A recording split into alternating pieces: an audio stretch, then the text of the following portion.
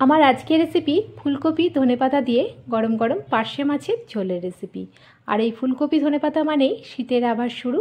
নমস্কার বন্ধুরা, কিচেন ক্রাভিংসে সকলকে স্বাগত জানিয়ে আবারও হাজির হয়ে গেছি একটা নতুন এপিসোডের সঙ্গে। আশা করছি রেসিপিটি সকলের ভালো লাগবে। দেখেই বুঝতে পারছো কতটা লোভনীয় হয়েছে এই পার্শে মাছের ঝোলের রেসিপি ফুলকপি আর ধনেপাতা দিয়ে। রেসিপিটি ভালো লাগলে লাইক কমেন্ট শেয়ার করার অনুরোধ থাকলো। পাশে থাকা বেল আইকনটি প্রেস করে সঙ্গে থাকবে নেক্সট রেসিপি দেখার জন্য। আর ভিডিওটি স্কিপ না করে লাইক দিয়ে দেখা শুরু করো বন্ধুরা। আর যারা সঙ্গে আছো তাদেরকে জানাই অসংখ্য ধন্যবাদ, নতুন বন্ধুদের জানাই সাদরে আমন্ত্রণ। আশা করছি রেসিপিটি সকলের ভালো লাগবে।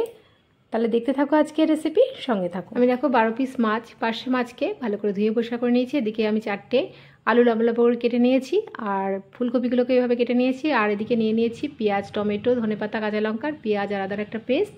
এবার চলো ফুলকপিগুলোকে একটু ভাপ দিয়ে নেবো জলে। আমি আগের থেকেই কড়াইতে জল গরম করতে দিয়ে দিয়েছিলাম। এদিকে ফুলকপিগুলোকে দিয়ে আমি 10 থেকে 12 মিনিট আমি একটু বয়েল করে নেবো। আর দিয়ে দিচ্ছি একটু লবণ তাড়াতাড়ি সেদ্ধ হওয়ার জন্য। আর এই জলটা ফেলে দিলে ফুলকপিটা খেলে কোনো গ্যাস অম্বল হয় না। এদিকে ফুলকপিটা বয়েল হতে হতে মাছগুলোকে একটা ম্যারিনেশন করে নিচ্ছি। দিয়ে দিচ্ছি একটু স্বাদ মতন লবণ, আর দিয়ে দেবো পরিমাণ মতন হলুদ গুঁড়ো।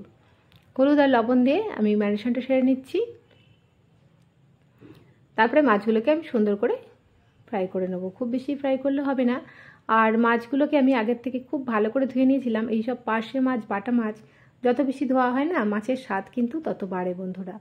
কথায় আছে যে মাছ যত বেশি ধোয়া হয় তত কিন্তু মাছের স্বাদ বাড়ে। এদিকে দেখো কথা বলতে বলতে ফুলকপিটা সেদ্ধ হয়ে গেছে। এবার আমি জল ঝরিয়ে একটা পাত্রের মধ্যে তুলে নিচ্ছি। এবারে কড়াইটা পরিষ্কার করে আমি কড়াইটাকে আবার বসিয়ে দিয়েছি। আর দিয়ে দিচ্ছি সরষের তেল মাছ ভাজার জন্য। আর রান্নাটা অবশ্যই সরষের তেলে করতে হবে। তেলটা গরম হয়ে গেছে, আমি খুন্তি দিয়ে তেলটা একটু নেড়ে নিয়ে মাছগুলোকে আমি আলতো করে দিয়ে দিচ্ছি। 6 পিস করে মাছগুলো আমি ভেজে নেবো বন্ধুরা।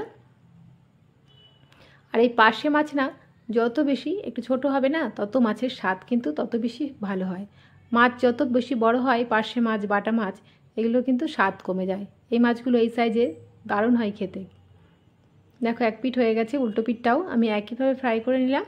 এবারে আমি তেল ঝরিয়ে মাছগুলোকে তুলে নিচ্ছি। আর এই তেলের মধ্যে বাকি মাছ কটাও আমি একইভাবে ভেজে নিচ্ছি।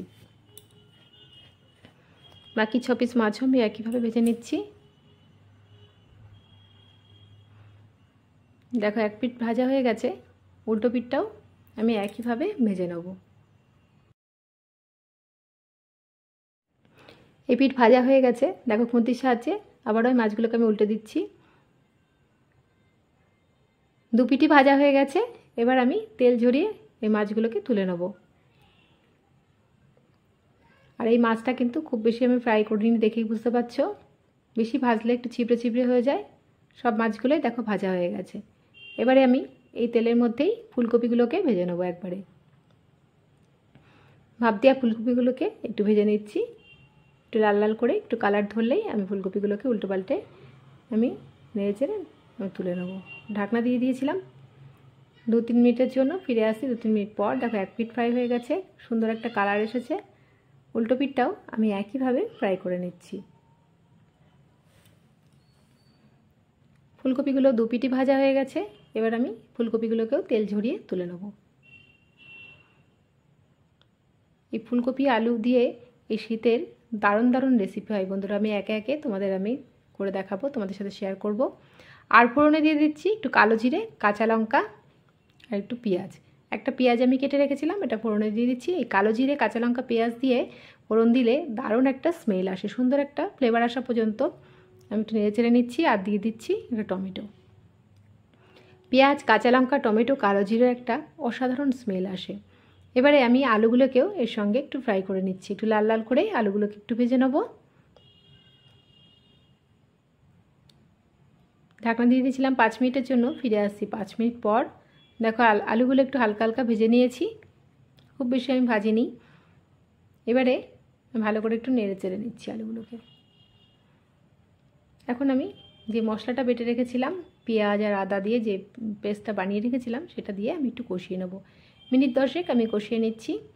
পেঁয়াজের যে জোড়ো ভাবটা থাকে তত না যাওয়া পর্যন্ত আমি একটু কষিয়ে নেবো। আর দিয়ে দেবো একটু স্বাদ মতন লবণ, আর দিয়ে দিচ্ছি পরিমাণ মতন একটু হলুদ গুঁড়ো দিয়ে দেবো এর মধ্যে। তারপরে আমি মিনিট 10 আমি ভালো করে কষিয়ে নেবো। যতক্ষণ না পেঁয়াজের জোড়ো ভাবটা যায় ততক্ষণ আমি একটু কষিয়ে নেবো, যাতে পেঁয়াজের কাঁচা গন্ধটা না থাকে। আর এদিকে দিয়ে দেবো 1 চামচ জিরের গুঁড়ো, আর ধনে দিয়ে দিচ্ছি, ধনের গুঁড়ো দিয়ে দিলাম 1 চামচ, চামচটা ছোটো তার জন্য, কিন্তু পরিমাণটা বড় চামচের 1 চামচ। দিয়ে দিচ্ছি লঙ্কার গুঁড়ো পরিমাণ মতন, যে যেমন ঝাল খায় সেই অনুযায়ী দেবে। আর একটু কালারের জন্য সামান্য একটু আমি কাশ্মীরি লঙ্কার গুঁড়ো অ্যাড করলাম। তারপরে ভালো করে সব মশলা দিয়ে একই সঙ্গে আরও মিনিট 5 আমি কষিয়ে নিচ্ছি।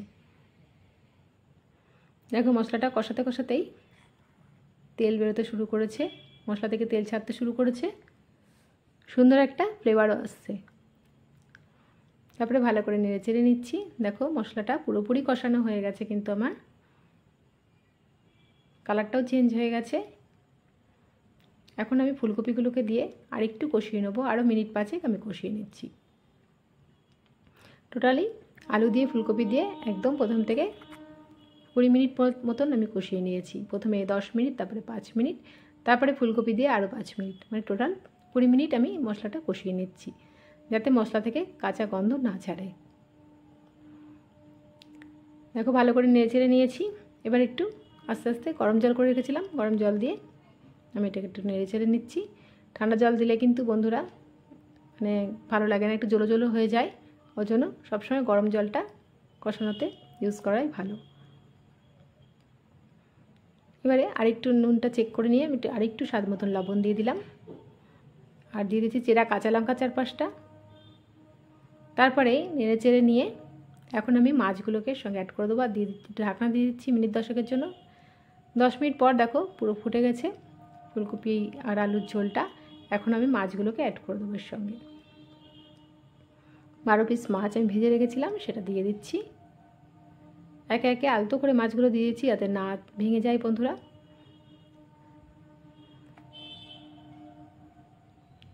এই ফুলকপি দিয়ে মাছের ঝোল কিন্তু যে কোনো মাছের ঝোল দারুণ লাগে এই শীতকালে। পার্শে মাছ হলে তো কোনো কথাই নেই। পার্শে মাছ কিন্তু আমার খুব প্রিয় মাছ।